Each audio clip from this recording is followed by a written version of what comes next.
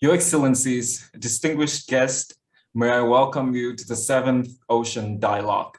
The Ocean Dialogue series is an initiative by the ISSE Institute, Diplomatic Academy of Vietnam, or the DAV, aiming at promoting exchange and cooperations between Vietnam and its partner on maritime-related issues.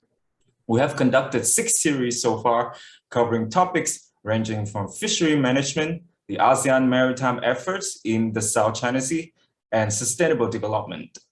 And today, we are glad to continue the series with the theme, Emerging Maritime Issues from Legal Perspective. And our legal experts today will touch upon 2 important issues that coastal states have to deal with, which are freedom and safety of navigations and sea level rise. Because of COVID, we are unable to see each other in person like our previous dialogues.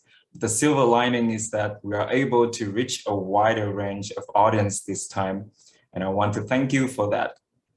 And to kick things off, may I invite the representative from the DAV and our co-organizer, the British Embassy in Hanoi and the Konrad Adenauer Stiftung office in Vietnam, or KAS office, to deliver the opening speeches.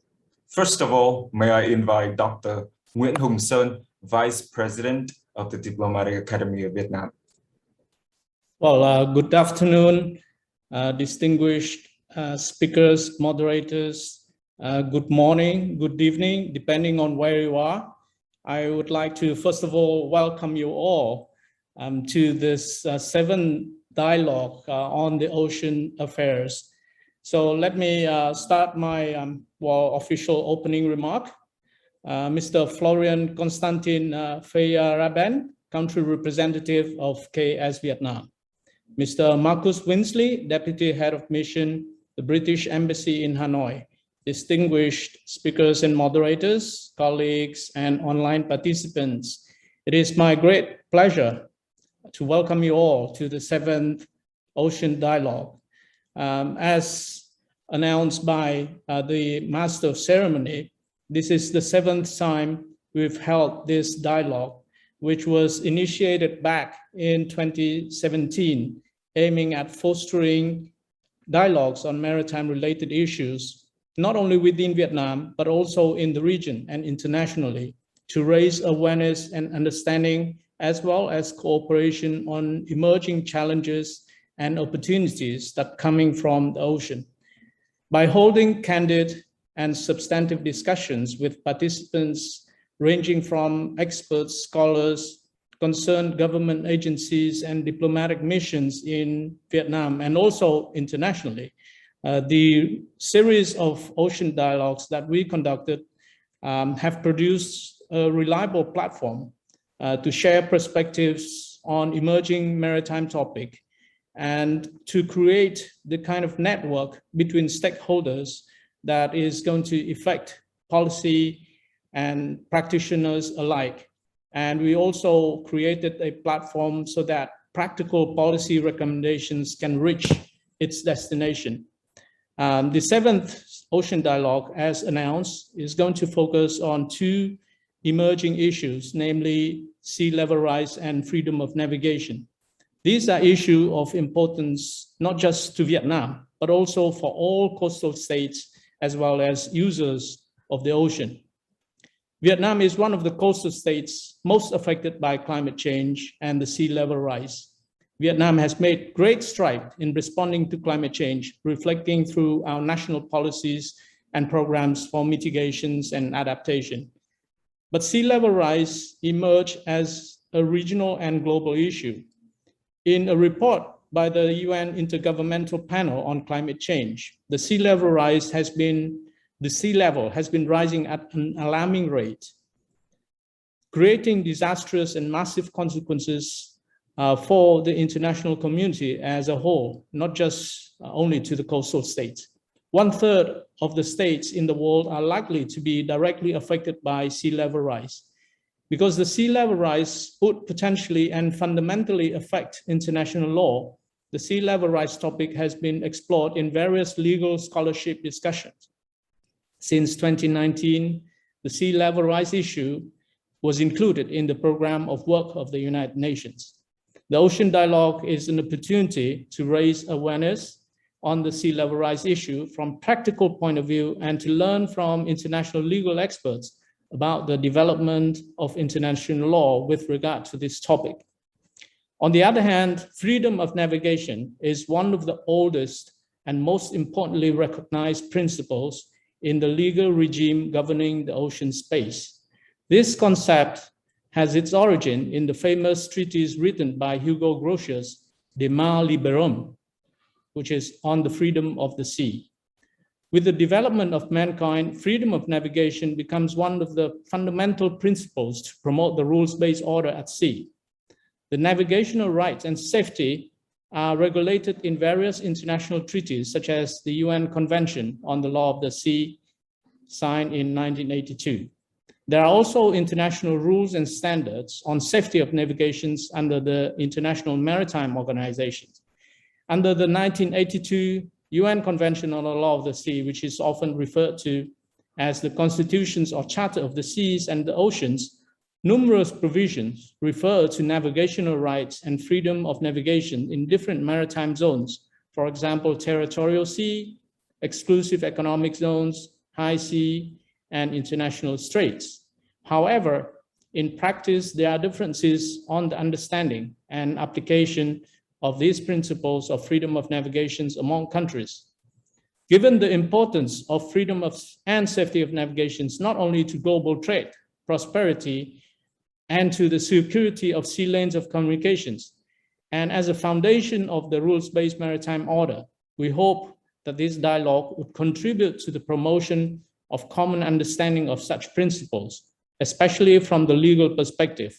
We hope that such broader consensus on the interpretation and application of the provisions of the UNCLOS 1982 would provide solid basis for maritime cooperation and activities in this region and beyond.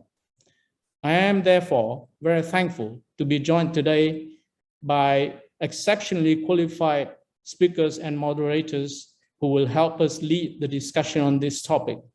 I would also like to thank the members of the media, the international participants who participate despite the different time zones. We really appreciate your attendance.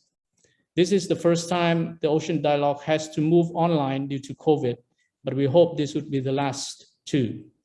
Before I conclude, I would like to acknowledge the support to the dialogue, Ocean Dialogue by our sponsors and partners. We would like to give special thanks to the British Embassy in Hanoi and to Konrad Adenauer Stiftung office in Vietnam for their support, and we look forward to working closely with you on our future events. Without any further ado, I now wish to pass it on to Mr. Florian Constantin Feyerabend, country representative of KAS Vietnam, for the opening remarks. Thank you. Thank you very much. A perfect pronunciation of my difficult German name. Dear Mr. Winsley, Deputy Head of the British Embassy, dear Dr. Nguyen, DAV Vice President and General Director of the East Sea Institute, Your Excellencies and representatives of the Diplomatic Corps, distinguished panelists, scholars, and participants. Good morning or good afternoon to all of you, depending on where you are. On behalf of the Konrad Adenauer Foundation, I welcome you to the, as it has been mentioned before, already 7th Ocean Dialogue. First, let me start by delivering my heartfelt thanks to the Diplomatic Academy of Vietnam for your great efforts to make this event happen. Although, and this has been mentioned already, we're experiencing challenging times due to the COVID-19 pandemic, and hopefully this will be the last of the online events.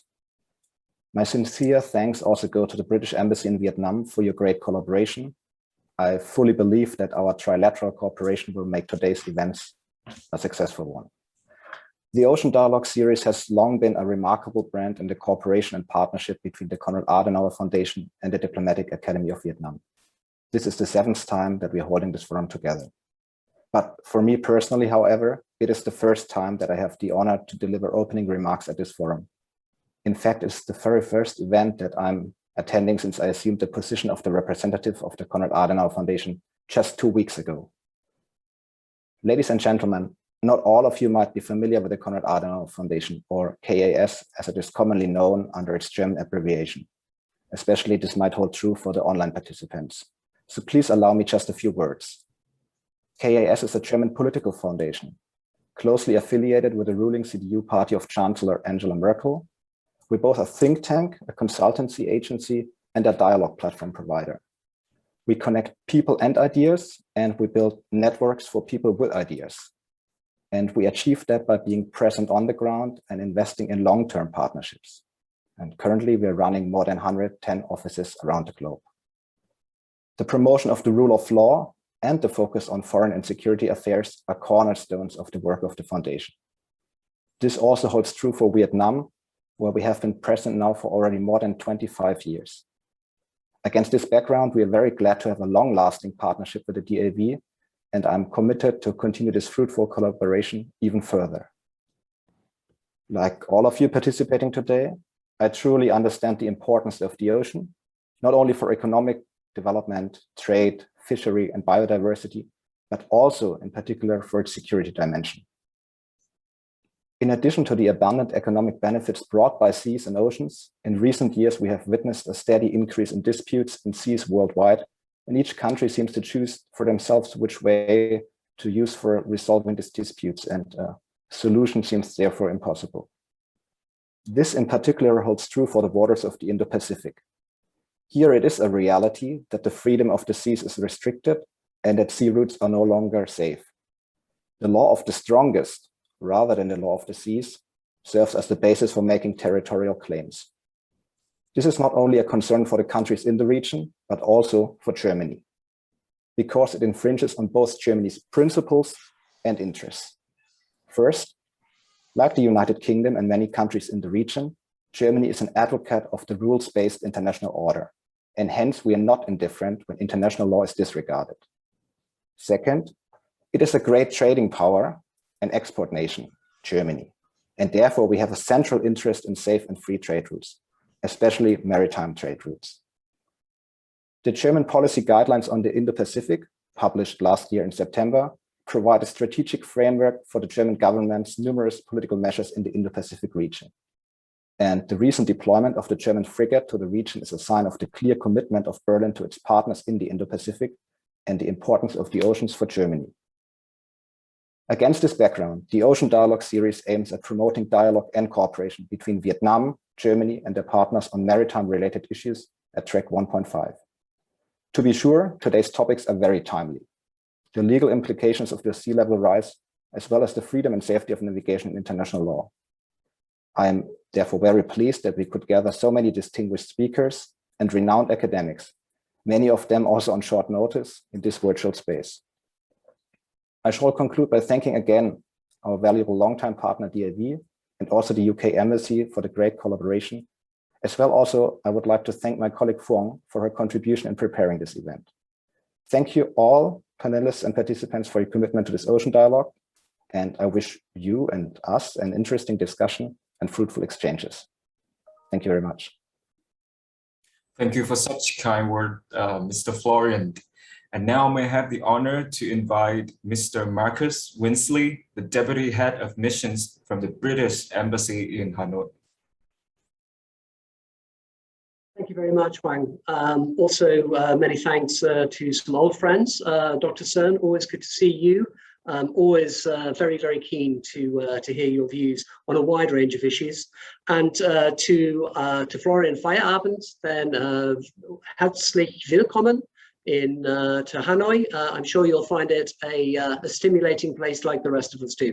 It really is a terrific community here. One of the undiscovered gems, I think, in the Indo-Pacific region is the vitality of ideas that you can actually pick up in Vietnam and particularly in Hanoi. And it's a great honor for us to be able to join both the DAV and the Konrad Adenauer Stiftung in order to sponsor the 7th Ocean Dialogue. Like so many others, of course, I very much hope that next year we'll be able to, or the next occasion we'll be able to meet in person. That always helps to get the creative juices going, I find. But I think we've all learned how to do these events online, and I'm sure this one will be, as lively and insightful as any others. So, as I was saying, we are delighted to co-sponsor this event. It's part of the UK's new maritime security partnership with Vietnam, which was set up during our Minister for Asia's recent visit to Vietnam in July. It shows our growing cooperation with Vietnam on maritime issues. The UK's vision is that by 2030, the ocean will be effectively governed, clean, healthy, safe, productive, and biologically diverse, linking resilient and prosperous coastal communities around the world and supporting sustainable economic growth. As a nation with a long coastline, similar to Vietnam, the UK understands that in order to achieve that vision, we must bring together our work on maritime security, on the environment, and on maritime trade. Fundamental to achieving this vision is our absolute commitment to the UN Convention on the Law of the Sea. Upholding UNCLOS must remain a common endeavour of the whole international community. UNCLOS represents the foundation of ocean governance. It sets out the legal framework within which all activities in the oceans and seas must be carried out. Commitment to upholding UNCLOS should matter for everyone, as this legal framework plays an essential role in delivering a global public good. We will continue to raise our concerns with other nations when their interpretation of UNCLOS differs from ours. The UK sees freedom of navigation as a vital issue. Much of the UK's trade, as so many other countries, much of our trade with Asia depends on shipping that goes through a range of Indo-Pacific choke points. Preserving freedom of navigation is therefore essential to the UK's national interest. And it's for this reason it was given prominence in the UK's Integrated Review of International Policy, which was published earlier this year. To protect the rules-based system upon which our shared peace and security depends, we will promote the rights and freedoms enshrined by UNCLOS. Preserving freedom of navigation is a challenge for every nation. Equally important for today's dialogue is the issue of the impact of sea level rise. The UK recognises the concerns that are being raised increasingly in international fora, in particular by the Pacific Island states with respect to the stability of their maritime boundaries. And the UK is studying the recent Pacific Island Forum Leaders' Declaration on this issue with great care. I hope this dialogue will help to develop more cohesive and effective maritime cooperation to conserve and sustainably use the ocean and the seas. We all wish to safeguard a peaceful and stable maritime environment, as Vietnam's Prime Minister Pham Minh Chinh mentioned when he spoke of the important debate on maritime security in the United Nations Security Council last week. We welcome the fact that the Indian presidency proposed this discussion. It was the first time the UNSC had addressed this issue directly, underlining its global importance. Very much look forward to hearing the expert views. Thank you to the DAV and to KAS for bringing together such a wide range of experts. We are sure it will be a lively discussion. Thank you again for the chance to be able to co-sponsor, and I hope that we'll be able to do that again. Many thanks to all of you. Thank you.